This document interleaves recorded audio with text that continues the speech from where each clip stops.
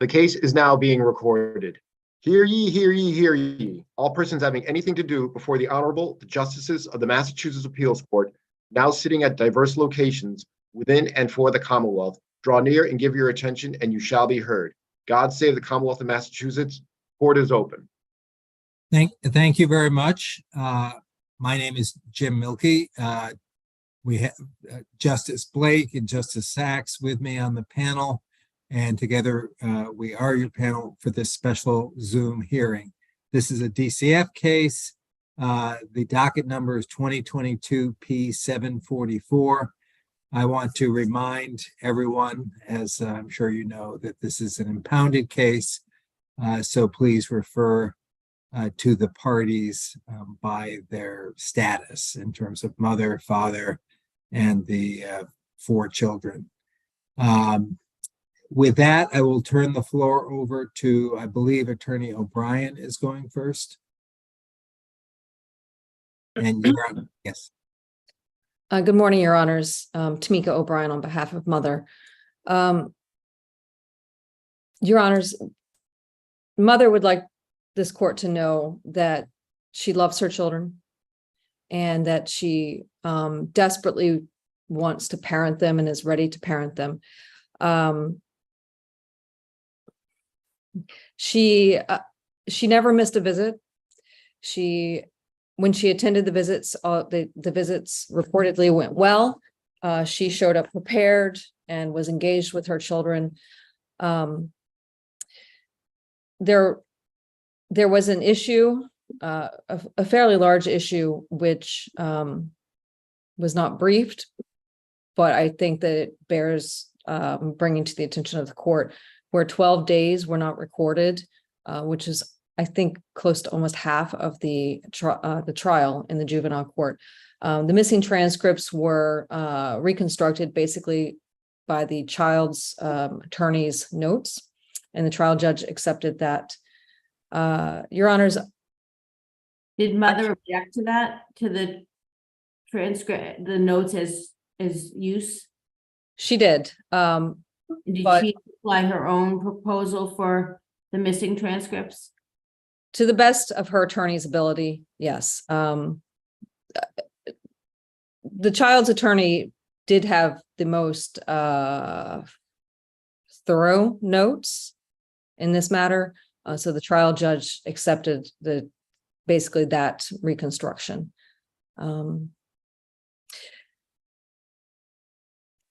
If the court has no other questions, I'm going to rely on Mother's brief. I guess I'd like to ask, sorry, go ahead. No, just a very quick question. So my understanding from the brief is that there is no challenge to any of the specific findings. Is that correct? Correct. And my question probably relates more to the motion for new trial, which is not before us, than merits. But in putting together that motion, the gist of it is we don't know what we don't know, because we don't have a sufficient record, and therefore we can't even make credible arguments on appeal.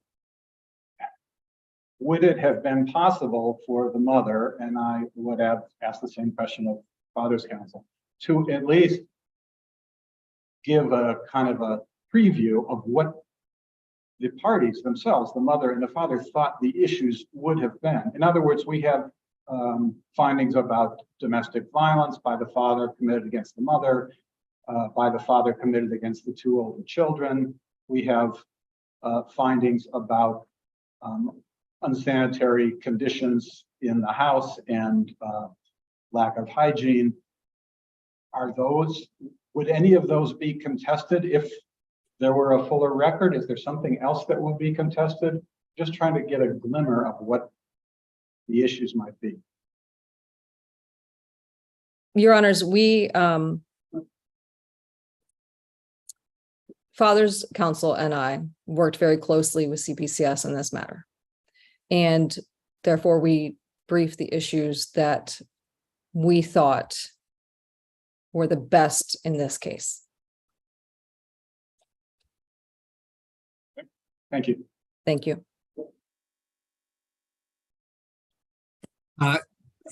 Hearing no further questions, we will turn the floor over to the Father's Council, Attorney DeDonough. Good morning, Your Honors. May it please the court, Amy DeDonough for the father in this matter. I would echo Attorney O'Brien's position and argument in this issue. I would like to take just a moment to focus, Your Honors, on the positive aspects of the lower court's findings in this case. In particular, parents were married to one another for 12 years. They parented all 4 of their daughters together as a family prior to the girls being removed. Throughout the pendency of the case and the termination trial, the parents visited with the children consistently, as Attorney O'Brien mentioned. The court also found that at those visits, the parents were actively engaged with the children, bringing them the things that they needed at the visits, such as food, books, playmats, snacks, and diapering supplies. They were very attentive during their visits with the girls, played with them, read to them, and showed them physical affection. Both parents made an effort to improve their situations. Father took an intimate partner violence program. Both parents engaged in individual counseling, and both of them attended parenting classes. Your Honors, I would argue that based upon those facts, the parents' constitutional rights to parent their children should be maintained, and that Your Honors should overturn the lower court's result and find that the parents have the ability and current fitness and future fitness to parent their children.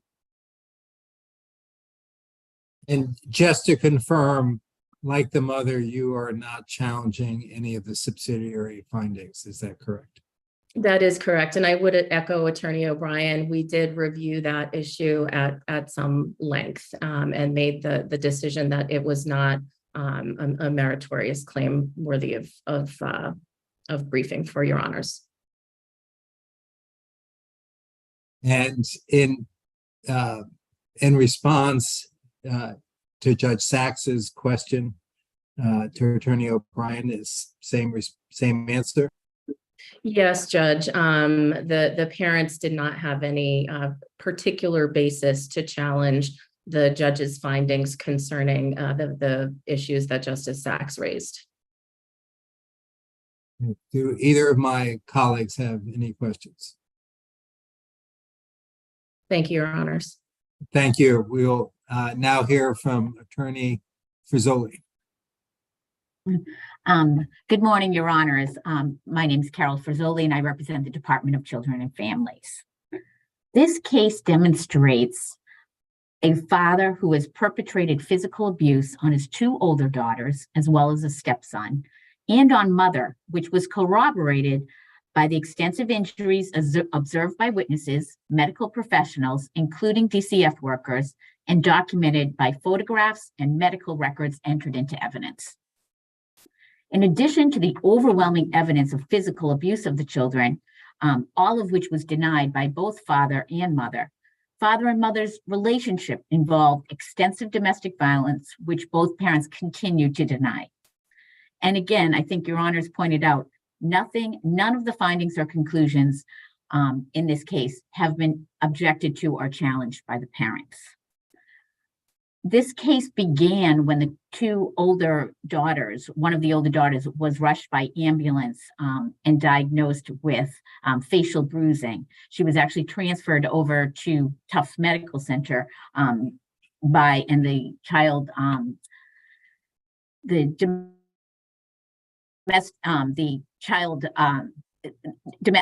Tufts Medical Center actually viewed the child and ruled that she had been determined by experts that she had been harmed because it was an unexplained injury. The children were placed in foster care, the 2 older girls. During the course of this case, both the 2 younger daughters were also born during the pendency of this condition. In fact, they all lived as a family. It was only the 2 older daughters. And those 2 younger daughters, when they were born, the department offered mother to go into shelter in order for her to have custody. And she refused because she didn't want to label the father in that light. So again, this is a case where there was extensive physical abuse, domestic violence demonstrated by the visits where mother would appear with black eyes at various visits and would be questioned about that and always said she fell or, but again, besides that, the parents really didn't do anything to address these parental deficiencies through their service plan or through their action plan in this case. Counsel, the father did eventually attend and graduate from, if you will, the intimate partner abuse program, correct? He did, but the testimony, yes, I believe it was the Jeannie Geiger. The testimony of the director of the program was that father often was either not engaged or defiant. And again, it's not as much participating in the program, it's learning from these programs. And father's continued denial of the domestic abuse and the physical abuse of his daughters just demonstrates that father really didn't get anything out of this program. So again, yes, he did attend that. But again, this is a case where the court properly determined that these parents were overall generally unfit and that it was the best interest of all 4 girls to terminate parental rights. And so it is the department's position that this decision should be affirmed in full and these children should be allowed to be adopted. And I would point out, and I'm sure Children's Council is going to point, it's a case where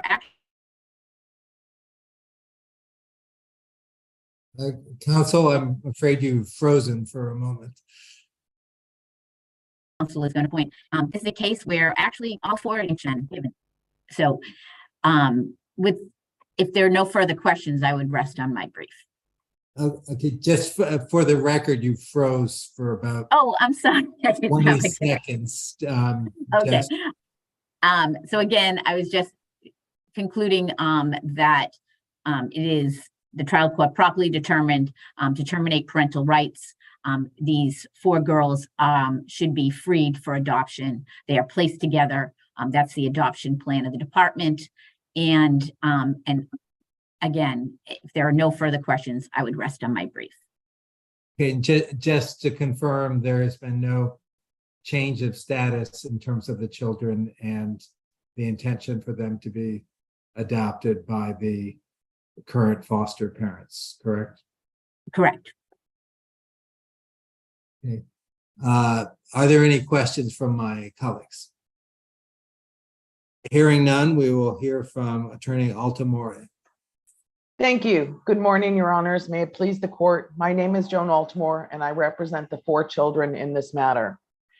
3 separate care and protection petitions were filed as to the 4 children. Multiple allegations of domestic violence that resulted in physical and emotional trauma against the 2 other children, the 2 older children, excuse me, were repeatedly denied by the parents. At all times, mother has refused to acknowledge the domestic violence present in her relationship with father. After multiple non-consecutive days of trial, judgment entered on the care and protection, terminating the parental rights and freeing the children for adoption. All 4 girls lived together in the same pre-adoptive home. The lower court ordered no post-termination or post-adoption contact. The juvenile court findings of facts, conclusions of law, and order issued on February 18th, 2022. The parents' brief contains no challenge to the 215 findings of facts and 30 conclusions drawn by the juvenile court. The 2 younger children, Your Honor, were never resided with the parents in their home. They never resided as a family together with their mother and father. Both of those children were born during the pendency of the proceedings and were removed from the parents while they were, once they left the hospital, never transitioning to the family home. I will also point out that, as it was brought up by my sister counsel, the transcripts, which were the lack of recordings, which encompassed approximately 12 days, and they're not full and complete days, but 12 days of trial. Every party in the case had an opportunity and actually was requested by the judge to review their records and recreate the testimony as best as they could and submit it to the court. I would point out that both counsel for mother and father submitted letters to the court stating that they were unable to recreate any portion of the missing testimony as they were going to be relying upon the recordings of the court. Therefore, to the best of their ability, they submitted 0. At this point in time, Your Honor, the children are stable and settled in their current foster home. They're all together, and the children request this court to affirm the decision of the juvenile court. If there are no questions from Your Honors, then I would also rest on my brief and allow. Can I just ask you one question, counsel? How unusual is it to be able to find a placement that will take 4 siblings in your experience? In my experience, it's pretty incredible. It's not a kinship placement, right? It is not a kinship placement, Your Honor. But the 2 younger girls, I believe, were placed originally, and then the 2 older girls joined them. And that was during the course of the open care and protection petition. I have a further question relating to the transcripts. During the process of attempting to reconstruct the record, as you said, the parents didn't submit particular corrections to the notes that one of the trial counsel took. Would it have been possible for the one or the other of the parents to submit an affidavit that said, for example, I don't remember that the testimony went exactly like this.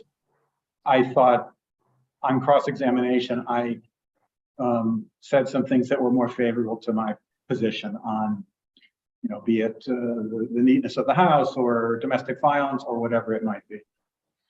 Your Honor, when it was ascertained that there were no recordings, the court did reach out to all counsel and requested all counsel to submit something that the parents did not. Could have been followed up when I believe it was one of child's counsel submitted their recreation. I believe that it's my recollection that all parties were given an opportunity to review those records and requested if they had any comments on that submission, that recreation. And neither mother nor father submitted anything to that. So they failed to object to that as well. So just to clarify, there was an iterative process, you're saying. It wasn't just people submitted and that was the end of it. Your Honor, I see that my time has expired, but I will just You may answer the question. Thank you. It's my recollection because appellate counsel was involved at that point in time, or we were parties to the emails that were going back and forth between counsel as well as the correspondence, that everybody was given an opportunity to review the recreation submitted by one of the children's counsel, because I believe that there were 3 lawyers for the children.